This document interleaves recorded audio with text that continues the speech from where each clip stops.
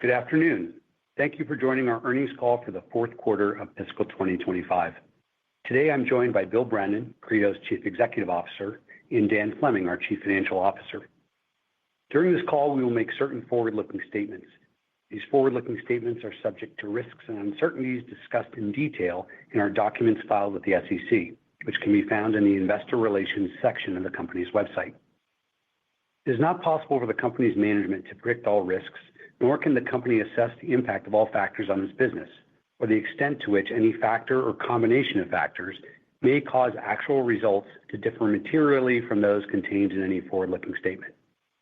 Given these risks, uncertainties, and assumptions, the forward-looking events discussed during this call may not occur, and actual results could differ materially and adversely from those anticipated or implied. The company undertakes no obligation to publicly update forward-looking statements for any reason after the date of this call, to conform these statements to actual results or to changes in the company's expectations, except as required by law. Also, during this call, we will refer to certain non-GAAP financial measures, which we consider to be important measures of the company's performance. These non-GAAP financial measures are provided in addition to, and not as a substitute for or superior to, financial performance prepared in accordance with U.S. GAAP. A discussion of why we use non-GAAP financial measures and reconciliations between our GAAP and non-GAAP financial measures is available in the earnings release we issued today, which can be accessed using the Investor Relations portion of our website. With that, I will turn the call over to our CEO. Bill? Thanks, Dan. Thank you for joining our earnings call for the fourth quarter of fiscal 2025. I'll begin with a review of our results, and then I'll provide highlights for our outlook into fiscal 2026. Dan Fleming, our CFO, will follow with a detailed discussion of our Q4 and fiscal year 2025 results, and then provide our outlook for the first quarter. In the fourth quarter, we delivered revenue of $170 million, a 26% sequential increase, and up 180% year over year. Our non-GAAP gross margin was 67.4%. For fiscal 2025, Credo achieved revenue of $437 million, for growth of 126% year over year. Our non-GAAP gross margin for fiscal 2025 was 65%. I'm proud of Credo's achievements in fiscal 2025. Record-breaking revenue and profitability were fueled by surging demand for our innovative, reliable, and energy-efficient high-performance connectivity solutions. Our long-term commitment to customer-driven innovation paid off significantly in fiscal 2025. Quarterly revenue nearly tripled from Q1 to Q4, validating our foresight and our ability to capitalize on a predicted inflection point. Our agile approach strengthened partnerships with hyperscalers amid a rapidly evolving AI landscape. As a pure-play high-speed connectivity leader, Credo delivers a growing portfolio of differentiated solutions for global data center operators, currently supporting port speeds from 100 gigabits per second to 1.6 terabits per second. Our innovation spans three tiers: advanced SerDes technology, cutting-edge integrated circuit design, and comprehensive system-level solutions. These innovations are seamlessly integrated with our Pilot software platform. Pilot is an acronym for Predictive Integrity, Link Optimization, and Telemetry. Pilot offers an industry-leading user interface, robust debugging tools, and advanced telemetry tailored for large-scale deployments. This holistic innovation strategy enables Credo to deliver copper and optical connectivity solutions that surpass industry standards, providing unmatched functionality, reliability, and energy efficiency. While achieving a remarkable revenue ramp in fiscal 2025, we continue to build the foundation for sustained growth. Looking ahead, we anticipate increasing customer diversification across copper and optical connectivity for Ethernet, PCIe, UA-Link, and other emerging applications in both scale-out and scale-up AI networks. Following this significant revenue inflection in fiscal 2025, we're energized by the expanding opportunities and total addressable market that lie ahead. I'll now review our business in more detail. Regarding our active electrical cable product line in Q4, our AEC revenue maintained a steep growth trajectory. As anticipated, our customer base diversified, with 3 hyperscalers each contributing over 10% of our revenue, strengthening our market position. When we pioneered the AEC market years ago, we recognized the compelling advantages over both traditional direct-attached cables, or DACs, and laser-based optical solutions, especially at data rates of 50 gig per lane or higher. AECs have extended the viability of copper connectivity, becoming the de facto standard for inter-rack applications.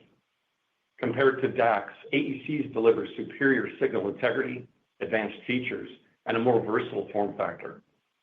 Now, AECs are gaining traction as a robust rack-to-rack solution for distances up to 7 meters, offering over 100 times greater reliability than laser-based optical modules, virtually eliminating link flaps and significantly improving energy efficiency, which are both key enablers for best-in-class AI deployments. Credo's system-level approach has driven substantial competitive advantages by owning the entire solution stack: SerDes IP, retimer ICs, system-level design, qualification, and production. Our approach positions Credo for significant innovation and time-to-market advantages. As data center architectures evolve rapidly, we foresee a continued shift towards curated system-level solutions. We're enthusiastic about the ongoing expansion of the AEC market. For instance, our recently demonstrated PCIe Gen 6 AECs at GTC promise the same compelling benefits for AI scale-up networks as deployments transition to rack-scale architectures. Our growing traction with hyperscalers is evident. With strong customer forecasts and new design wins in qualification, we're confident in sustained AEC revenue growth. I'll now discuss our progress in the optical market. Fiscal 2025 was a standout year for Credo's optical business. We closed the year with strong momentum, expanding customer diversity across lane rates, port speeds, and applications. We achieved our revenue growth targets, delivering 50 gig and 100 gig per lane optical DSPs to a broad base of optical module customers. In Q4, we secured a significant DSP win for an 800 gig transceiver, with initial deployments expected at a U.S. hyperscaler in fiscal 2026. At the OFC conference in San Francisco last month, Credo's latest optical innovations drew widespread attention from industry leaders. We unveiled our ultra-low power 100 gig per lane optical DSPs built on 5-nanometer technology. This family, including full DSP and linear receive optics, or LRO variants, sets new industry benchmarks for power efficiency. In collaboration with an optical module partner, Credo demonstrated an industry-first 800 gig optical module with total power consumption of roughly 9 watts. Powered by our LARC LRO DSP and single-mode optics, we achieved error rates comparable to full DSP solutions, earning significant interest from hyperscalers prioritizing power efficiency for AI deployments. We also showcased our 3-nanometer 200 gig per lane optical DSP, supporting port speeds up to 1.6 terabits per second. With leading signal integrity and power efficiency, this solution positions Credo to drive the industry's transition to 200 gig lane speeds in the coming years. Looking ahead, we see a dynamic and growing market for optical connectivity, where reliability and energy efficiency are increasingly critical. Credo is poised to deliver system-level innovations that provide substantial advantages to our partners. Credo's optical business demonstrated robust execution in fiscal 2025. With our growing differentiation and an expanding system-level market opportunity, we anticipate accelerated revenue growth in the years ahead. Turning to our retimer business, in Q4 and fiscal 2025, our retimer business delivered robust results, reinforcing our leadership. Retimer revenue growth was fueled by our 50 gig and 100 gig per lane Ethernet solutions, offering advanced features like MACsec encryption, gearboxing, and software-enabled functionality tailored to diverse customer requirements. Our customer base now includes leading AI server vendors alongside traditional switching clients, reflecting the growing adoption of our solutions in AI-driven architectures. For fiscal 2026, we anticipate strong growth driven by the continued shift to 100 gig per lane solutions. and increasing demand for system-level expertise and software capabilities to address hyperscalers' complex AI-optimized architectures. Our recently launched PCIe Gen 6 retimer family, led by the Toucan retimer, achieved full compliance at the PCI SIG workshop, showcasing superior performance and interoperability. Demonstrations at GTC, OFC, and most recently at Computex with two leading ODM partners further validated our capabilities. Customer momentum for our PCIe retimers is accelerating, positioning Credo to secure design wins in calendar 2025, with production revenue expected in calendar 2026.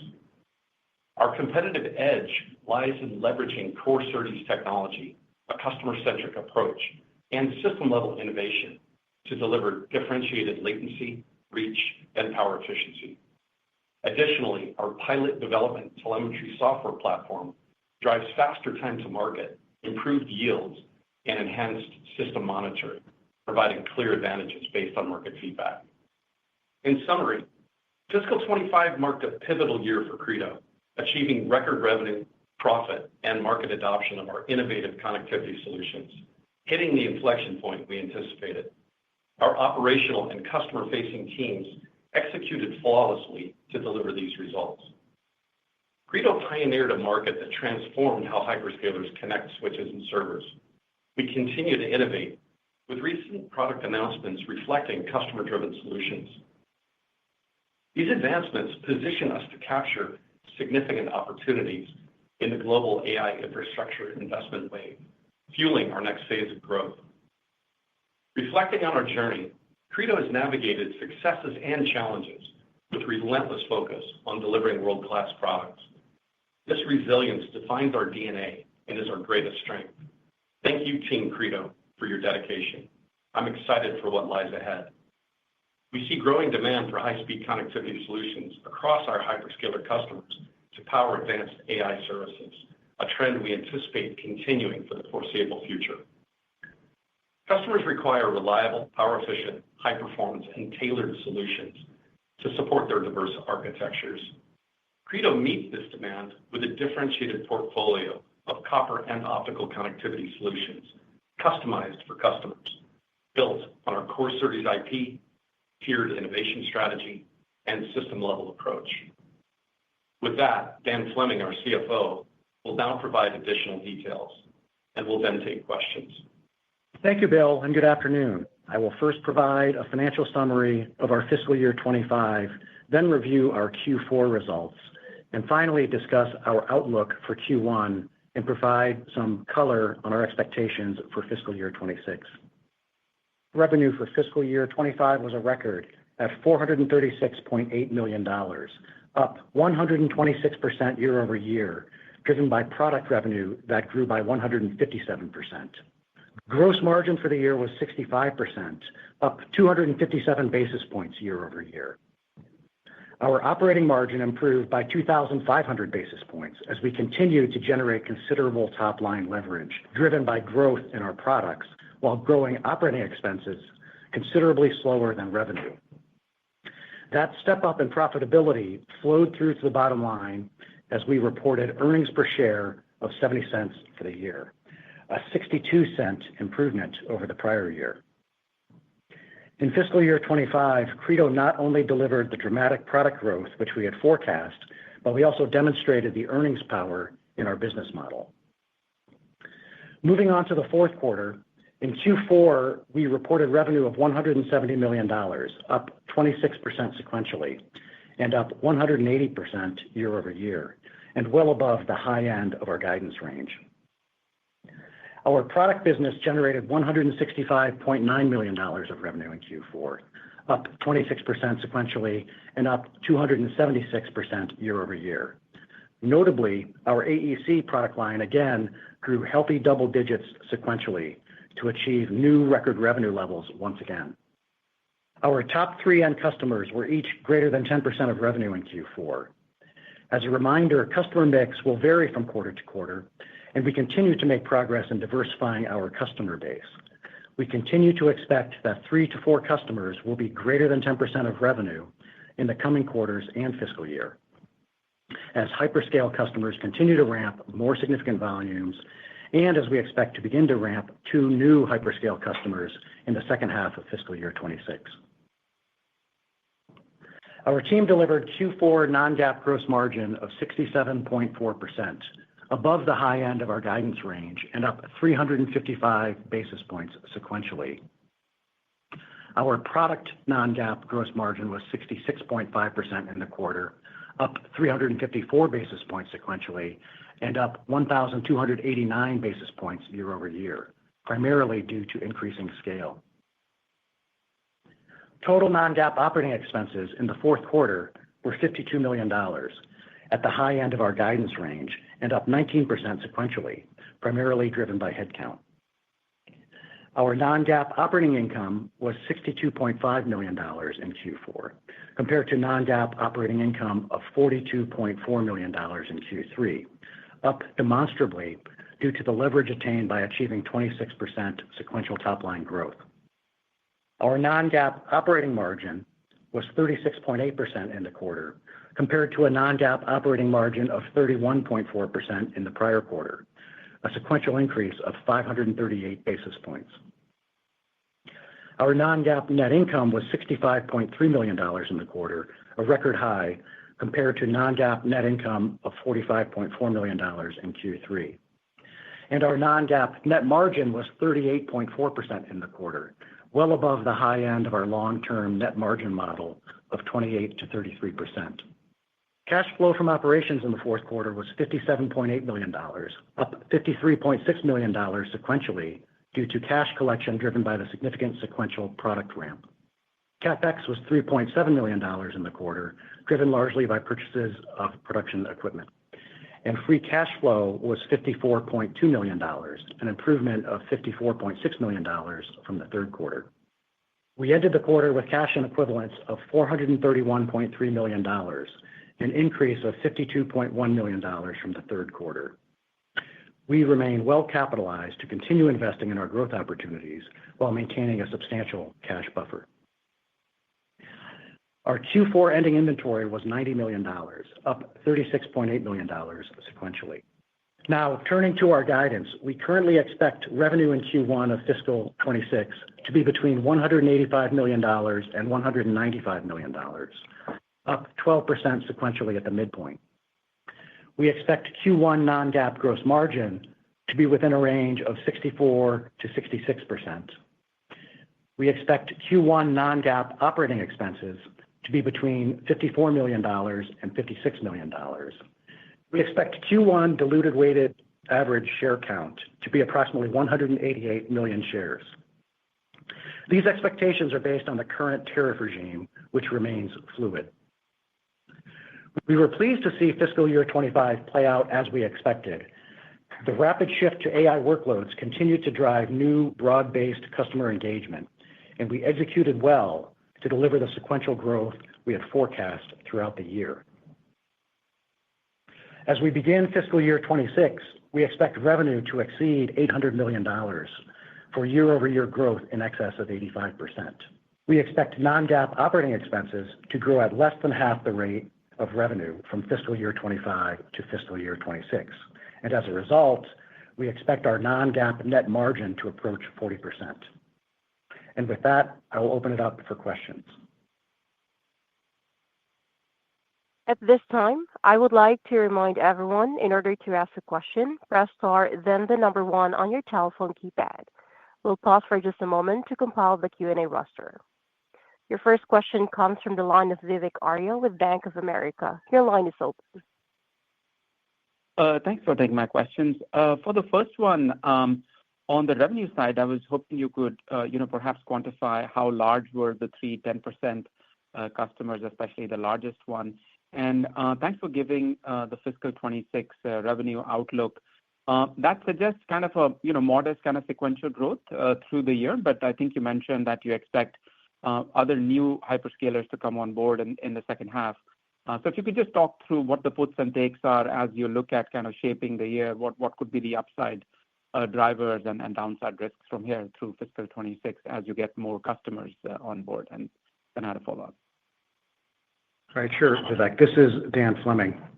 So, as you know, last quarter in our earnings call, we said that we had expected 3 to 4 10% end customers in the coming quarters and fiscal year. So we reiterated that again in our prepared comments, and that's exactly what we saw in our Q4. So the largest customer was 61% of revenue. No surprise who that was. And we also had a 12% and an 11% customer, and they were the same customers that we saw in Q2 past that 10% threshold. So kind of addressing your second point, we expect to continue our diversification throughout fiscal 26. And in addition to these 3 customers, we do expect to have 2 additional hyperscalers in the second half of fiscal 26, in addition to those 3 10% customers. It's a little difficult for us to map out exactly how that will chart through the year, but right now, if you just kind of apply a linear trajectory, that's probably as best as we could project at this point in time. But we're certainly excited about our continued revenue diversification across several hyperscalers as our innovative solutions are more broadly adopted across the industry. Got it.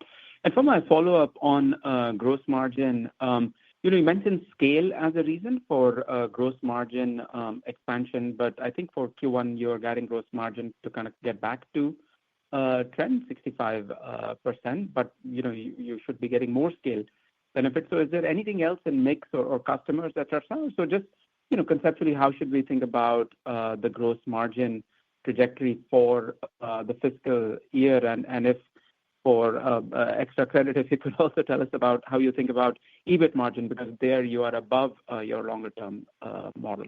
Thank you. Yeah, we're certainly seeing the benefit of scale. We saw that in Q3. We saw it even more so in Q4 as that scale continued to grow.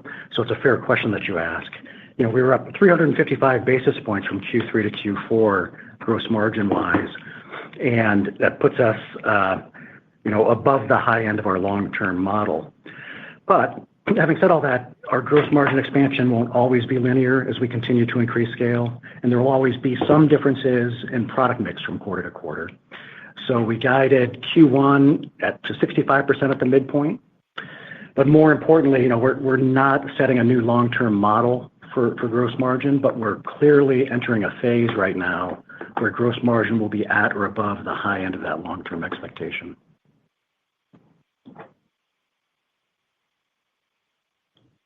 Anything on EBIT, Dan? There also you're above target. Kind of the same. You would expect that to follow kind of the improvement or expansion in net margin should fall right through to EBIT. So you could do that math in a pretty straightforward fashion. Our CapEx, the one additional piece I'll give you is if you look at all of the different tape outs and leading nodes that we have planned over the coming fiscal year, our CapEx might be maybe double what it was this last year. So that'd be the last piece of the equation you would need to come up with your own EBIT. Again, before going to the next question, if you would like to ask a question, please press star, then the number 1 on your telephone keypad. We request that you limit your question to 1 and 1 follow-up. Your next question comes from the line of Tore Svanberg with Stifel. Your line is open. Yes, thank you, Bill, Dan, and Dan. Awesome results, great execution. Bill, I was hoping you could talk a little bit more about some of the use cases with your large customers that are ramping, especially on the AEC side. So, there's clearly, an 800 gig upgrade cycle going on. I guess you're still, shipping some 400 gig. And especially as we think about the 2 new customers that are coming on second half of the year, if you could talk to the use cases for those as well, that'd be really helpful. Thank you. Sure. So I think we see the use cases being pretty consistent with what we've talked about in the past. There's 3 basic areas. Our main business today is in connecting servers with switches. The first business that we ramped was really front-end connections. And that is what we think about traditionally when we think of the network. Second area is now with back-end networks, and specifically with scale-out networks. This is the majority of the product that we're shipping today. Really, if we look at all of the customers combined, I would say it's far greater than 50% of the shipments that we're seeing scale-out back-end networks for AI. The third area is really within disaggregated chassis. And so we see that being a growing part of our business, and that exists in both the back-end and front-end networks. What we're seeing is our largest volume right now is actually in 50 gig per lane AECs, but we see the trend moving quickly to 100 gig per lane. Hopefully that gives you the color you were looking for. Yeah, no, that's great. And maybe as a follow-up and sort of related to that, because you mentioned the largest volume is still 50 gig. I assume that means it's more 400. But where are we sort of then in the inflection point to 800 gig?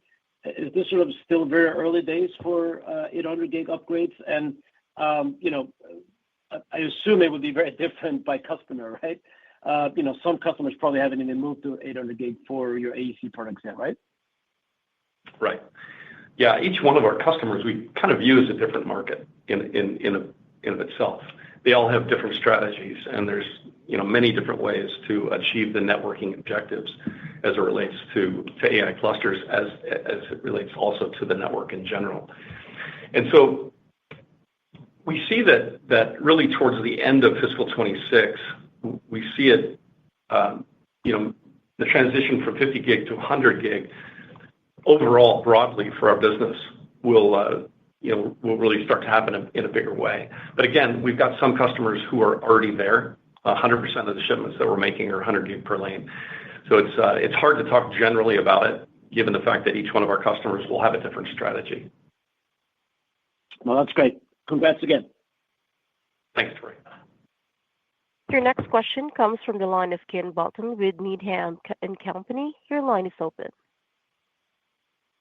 Hey, guys. Let me offer my congratulations as well. I wanted to come back, Dan, to the gross margin and the step down in the July quarter. Wondering if you could just talk to us about the tariff risks. I think you've got BizLink and Foxlink, which manufacture your AEC cables, both located in China, and wondering if tariff risks and tariff costs are having any impact on that gross margin in the July quarter. And then I've got a follow-up. Yeah, that's not, we don't expect there to be a significant tariff risk impacted gross margin percentage at this point. So that's not what's driving, potentially a minor reduction in gross margin percentage, Q1 to Q2 or Q4 to Q1. But just thinking of tariffs in general, maybe I'll let Bill comment on them a little more broadly. Sure. That's right. So I think what we've seen over the last quarter since our last call, tariffs and the overall macroeconomy are continuing to evolve. We're obviously monitoring the situation closely, and we're working very closely with our customers. And ultimately, we're trying to be as flexible as we can in delivering the best solution for each customer. Over the past year, we've talked about the efforts that we're making to diversify geographically. Really happy to say that in the kind of worst case scenario, within months, we could be out of one geographic location and into another. And so I feel like our team and our customers, we're trying to take a mindset that's dynamic, and ultimately, we feel like this thing is going to be more well understood over the next 3 to 6 months, and we're going to try to be as flexible as we can to deliver solutions in the most efficient way possible. And then my follow-up, Bill, just you've talked about your fourth and your fifth hyperscale customer ramping. It sounds like kind of more second half of the year.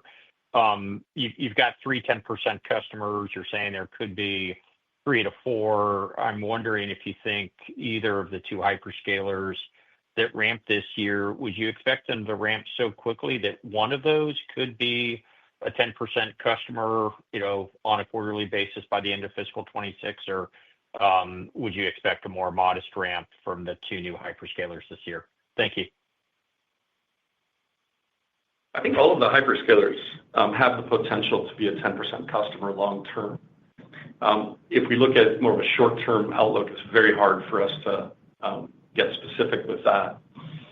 I will say that one of the two additional customers that we've talked about, the ramp looks like it's going to happen towards the middle of the year. So we're getting some clarity that ramp is planned to be a little bit sooner than we expected. The additional customer beyond that, it's also firming up, but it looks more towards the second half when that's going to happen. Again, really hard for me to say in that time frame how large these two additional customers will be, but long term, I surely believe that both of them could be a 10% customer long term. Got it. Thank you, Bill. Thanks, Dan. Your next question comes from the line of Tom O'Malley with Barclays. Your line is open. Hey, guys. Thanks for taking my questions. The first one, Bill, to your commentary about a majority of your business being scale out today. If you look at the number of connections, like you're increasingly seeing that a lot of these links are going to be in the scale up architecture, and you're seeing UAL, scale up Ethernet, and then NV Fusion now come out and different methods for connecting those nodes. Could you talk about your play in the scale up architecture? And do you think that you need to be embedded deeply in one of those protocols/standards to have success? Like to date, it feels like your customer wins are very much one-on-one, but as those standards grow and those protocols grow, like, do you feel like that's where you will get the next wind of this company is when you get aligned there? And just any comments on NV Fusion, please. Sure. Before we jump into NVLink Fusion and scale up Ethernet or SUE and UALink, first of all, there's a large market for PCIe, and so that's Gen 5 today moving to Gen 6, and then longer term, when we talk about these other standards, these are all going to be 224 gig SerDes. So in the near term, we expect that we're going to establish revenue and really increase that revenue base in the PCIe Gen 5 and Gen 6 timeframe. And then after that, we're going to be flexible in the sense of offering Gen 7 or doing products that would be universal for all of the standards that we mentioned. At the physical layer, layer one, these are all similar SerDes. And we think that if we talk about AECs specifically, we think that for the 224 gig per lane AECs, we'll be able to support Ethernet, SUE, UALink, and also NVLink Fusion. So we think generally that the announcement from NVIDIA is good for the market. Open standards are good, and that will open up opportunity for the market in general, including Credo. And that's helpful. As a follow-up, I wanted to kind of dive in on some comments you made in the preamble on the optical side, just talking about the success of the execution this year and then thoughts on growth into next year. In terms of your opportunities at higher speeds, are you seeing more traction with customers today? It seems like there's a lot of diversification going on, and just any evidence points of that success in the market thus far. Thanks again, Bill. Yeah, our progress with optical continues. So we felt great about what the team was able to accomplish in fiscal 25, and we're looking again to double or even beyond double our optical revenue in fiscal 26. So the majority of our business today is, believe it or not, 50 gig per lane, and we've got several designs that are in flight, and we're seeing traction now in revenue for 100 gig per lane designs. That is going to continue. Our share increase for 100 gig per lane optical DSPs will continue. I think when we saw each other at OFC, I mean, you could sense the the interest that we saw in the demonstrations that we made there. Probably most impressive coming out of that show was showing an 800 gig LRO DSP built into a module that was being demonstrated, showing great error rates. And the key point was at roughly 9 watts. So there's an increasing focus on power efficiency, especially in AI networks, in AI clusters. And so, my feeling is that we're going to experience a lot of success in the 100 gig per lane market in the next 12 to 24 months. And of course, beyond that, 200 gig per lane is coming. I think, we're in the camp that says it's going to come a little bit more slowly than predicted, as it always seems to happen. But also at OFC, we demonstrated what we believe is an industry-leading 200 gig per lane optical DSP solution. Again, leading error performance and setting probably a new benchmark in power efficiency for that 1.6T market. We're going to come out with both full DSP and LRO variants at the same time. And our expectation is that we're really well positioned in that market as that develops. Your next question comes from the line of Vijay Rakesh with Mizuho. Your line is open. Hi, Bill and Dan. Congratulations on a great quarter, I guess. Just a couple of quick questions. I'm at the airport. It's a little noisy. But can you talk to what is the traction you're seeing on optical DSP? I think at OFC I talked about 3 customers going to 5. Just wondering if they're all full DSP or LRO. And when do you expect those ramps to become much bigger, I guess? Sure. So I feel like we're really well positioned right now. If we talk about 100 gig per lane solutions and 200 gig per lane solutions specifically, we're going to have various products that are going to enable our customers to target specifically what they're most interested in. So our 12 nanometer family of DSPs is by far the lowest cost, from the standpoint of any DSPs in the market. So super cost effective in 12 nanometer. The product line we came out with recently in 5 nanometer, this sets new benchmarks for power efficiency. And so that is a trend that we see that is something that our customers are pursuing pretty aggressively right now. As it relates to full DSP versus LRO, we're very agnostic. And certain customers, if they can fit under the power ceiling for the module design with a full DSP, they'll go with a full DSP. In other cases, if power efficiency is really critical, and we're seeing this market for 800 gig optical DSPs and optical modules, really becoming much more prioritized. So sub 10 watts is very much an objective. And in the past, those in the industry have said that the only way to do that is to go to an LPO solution, which drops the DSP and creates a whole host of issues with interop and diagnostics. So the LRO is a solution. As we've shown, we can deliver on this requirement of sub 10 watt modules and still maintain the benefits of having the DSP designed into the system.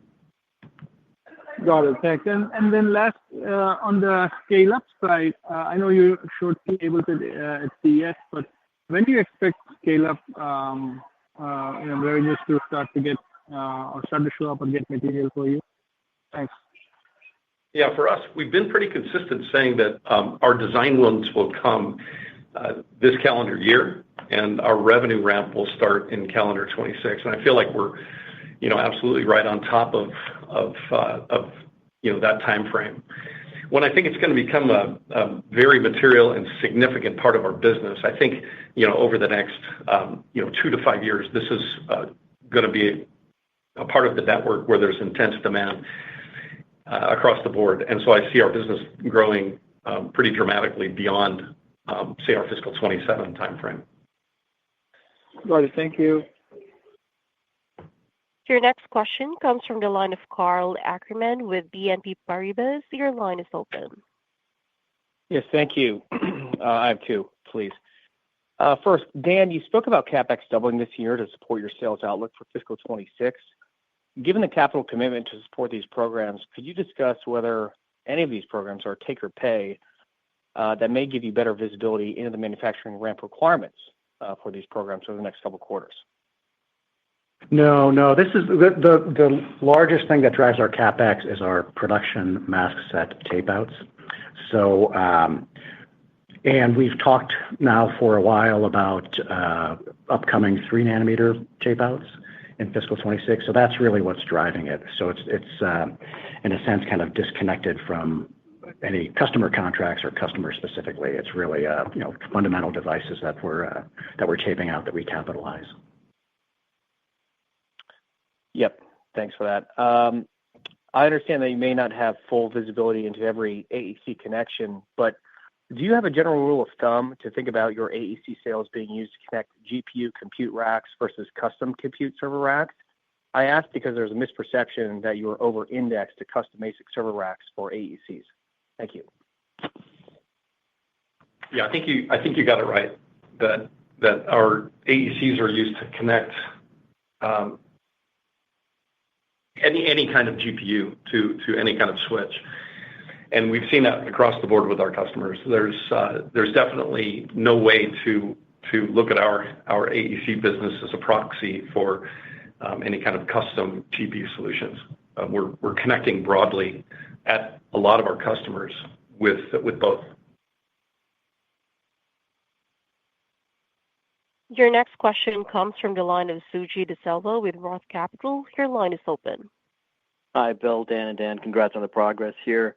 Maybe it's been a few quarters since some of your competitors have announced AEC products and talked about them. Can you just update us on the competitive landscape? And obviously, you said it'd be a large market where you get some share, but maybe you can just talk about the competitive advantages that Credo continues to bring to the marketplace with more folks talking about AEC offerings. Sure. Yeah, from our perspective, the competitive environment has not changed meaningfully in the last 90 or 120 days.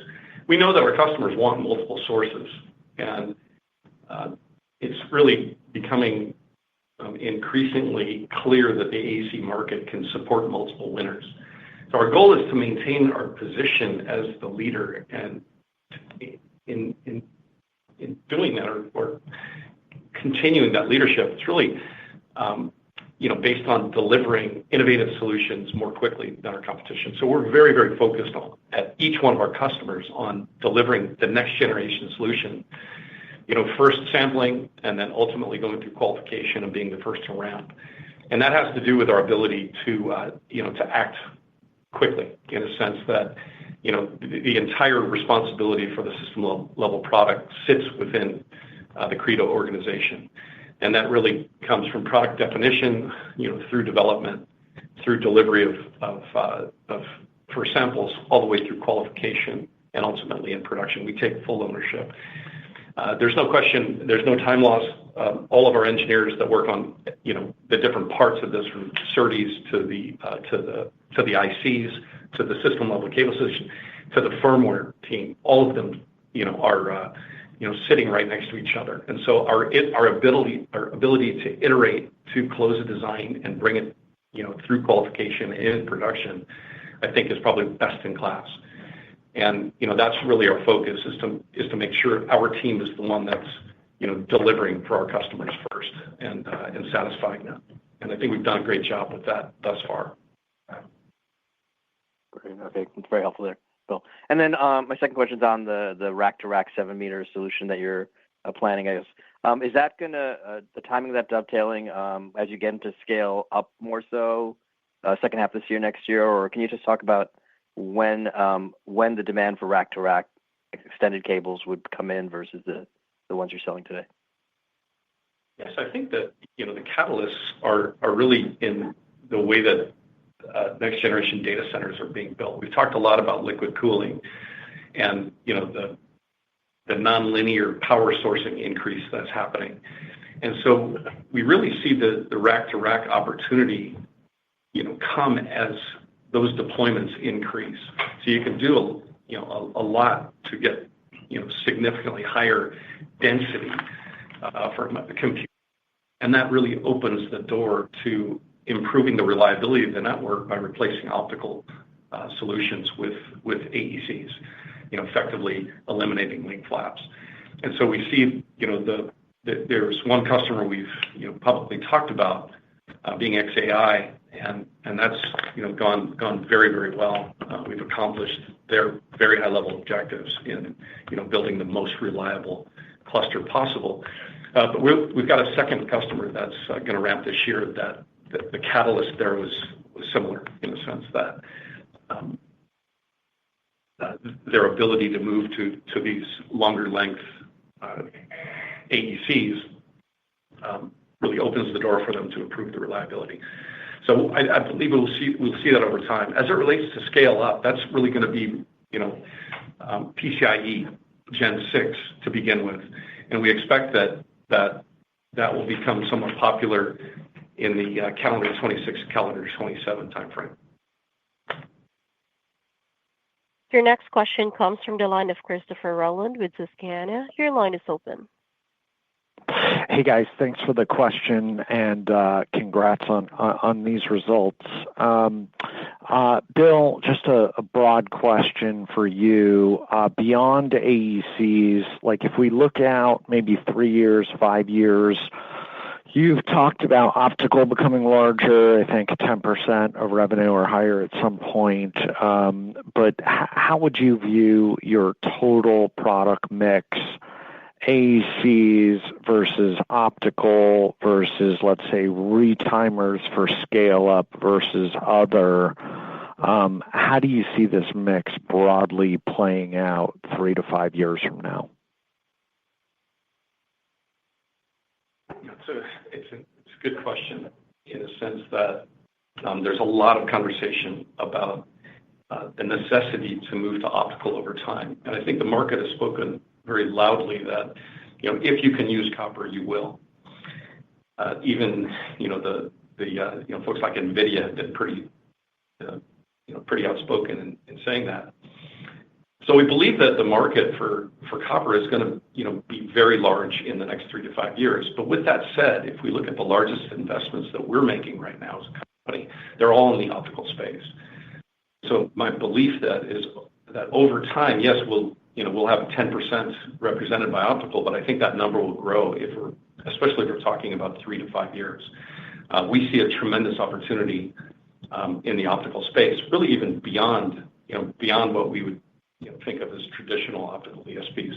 We're looking at implementing the same kind of system level innovative solutions that we've done with AEC. So there's a lot of learning there. And so when we talk about going beyond the standard, that's something we're very focused on right now.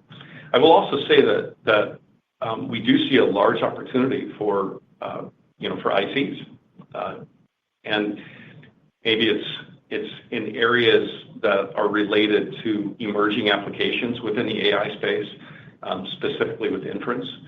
I'm not going to talk too much about that, but addressing different bottlenecks within the landscape is definitely part of our plan, and we're investing in different spaces there. But that will definitely play into our revenue in a significant way in the 5-year kind of time frame. So we see lots of opportunities across the board. Excellent. Excited to hear more about those products. My second question is around supply. So you guys are putting up just some really massive growth numbers here. And usually when we have a product take off like this, you can end up with some bottlenecks. So I guess my question is, are you seeing any bottlenecks, any constraints in either front end or back end or at your cable suppliers? And what has happened to lead times for your products during this growth? Have they grown? And where are they now? The question is generally like how far do these guys have to book out to get a product? Yes, I think we've shown in the past couple of quarters, a great ability to ramp in a short period of time.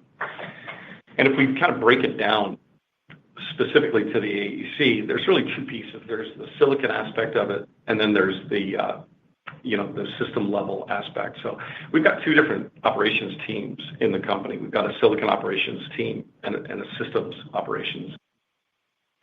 The longest lead time that we've got is really on the silicon side, and that's with TSMC and our assembly partners.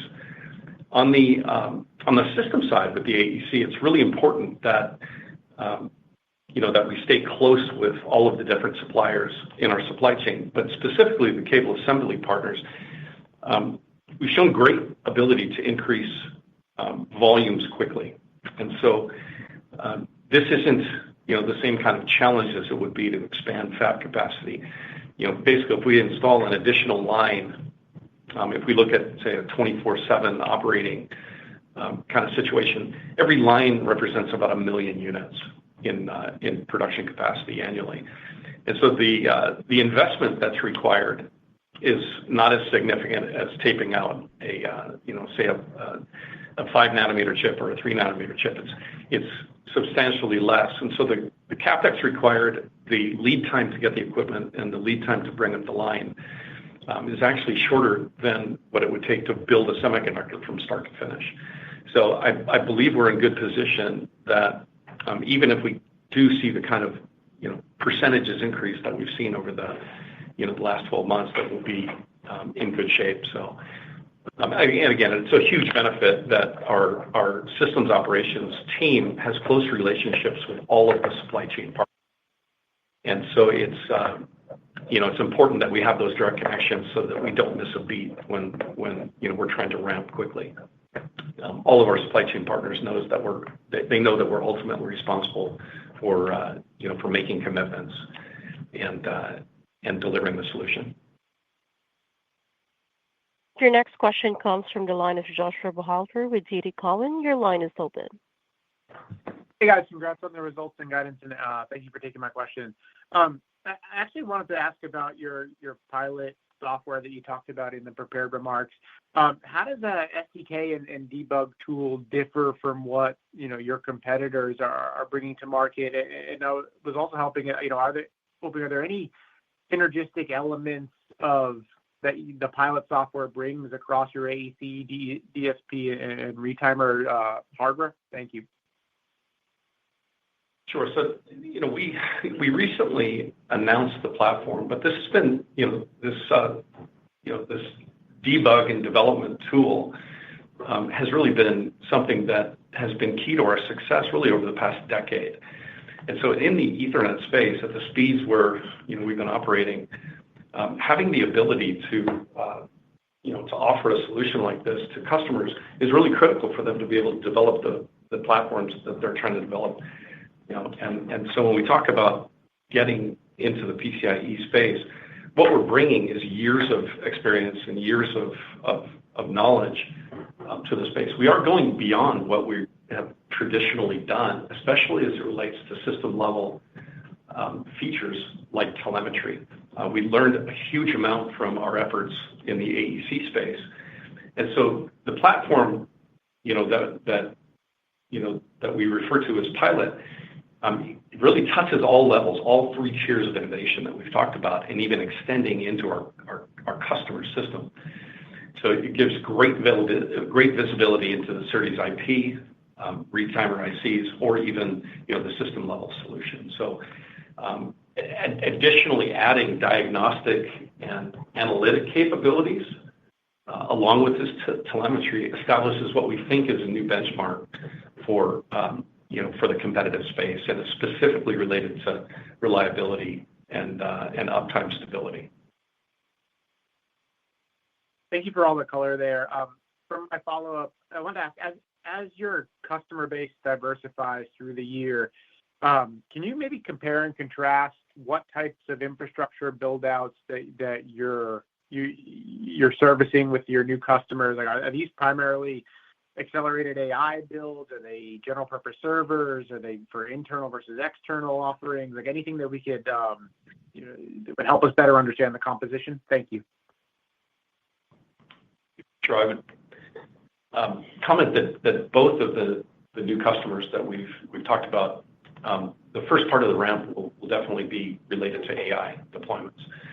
And then longer term, we see opportunities related to disaggregated switch chassis.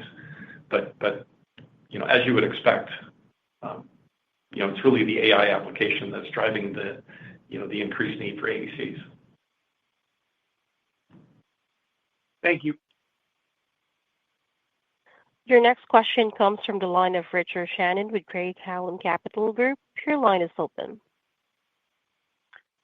Well, thanks, Bill and Dan, for taking my questions, and I'll echo congratulations on a couple of great quarters in a row.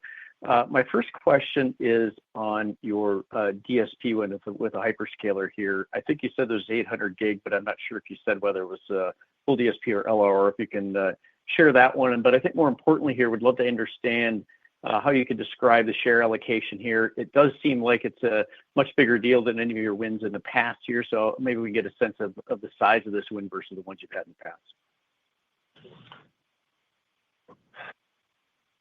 Yeah, I think it's hard for me to contrast the size of the opportunity.